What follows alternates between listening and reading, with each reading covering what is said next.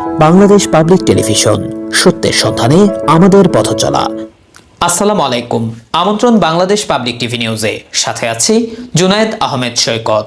বরুড়া উপজেলার সুন্দরদোল গ্রামে আয়শা সিদ্দিকা মহিলা মাদ্রাসায় চট্টগ্রাম ইংল্যান্ড প্রবাসীর উদ্যোগে কোমলমতি কোরআনে হাফেজদের মধ্যে পানি ও অন্যান্য খাবার বিতরণ। কুমিল্লা থেকে তথ্য ও ভিডিও চিত্রে আমাদের সহকর্মী খাদিজা রহমান পুতুলের পাঠানো ডেস্ক রিপোর্ট। দেশজুড়ে চলছে ভয়াবহ দাবদাহ, তাপপ্রবাহে জনজীবন বিপর্যস্ত হয়ে পড়েছে। তাপমাত্রার এ পারদ প্রতিদিনই চলছে। অস্বস্তিকর গরমে ঘর ছেড়ে বেরোনোই যেন দায়, তবুও জীবনের তাগিদে বাইরে তো যেতেই হয়।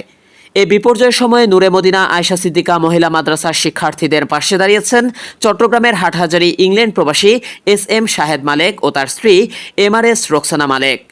কুমিল্লা জেলার বরুড়া উপজেলা শিলিমুড়ি ইউনিয়নের সুন্দরদোল নূরে মদিনা আয়শা সিদ্দিকা মহিলা মাদ্রাসায় ফিলার ছিল না।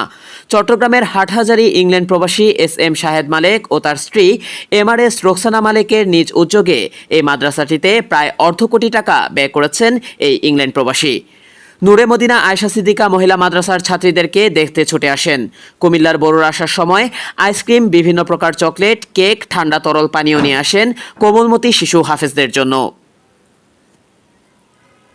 প্রিয় দর্শক, এই ছিল এখনকার সংবাদে। দেশ বিদেশের নানা প্রান্তের সংবাদ পেতে বাংলাদেশ পাবলিক টেলিভিশনের সাথেই থাকুন।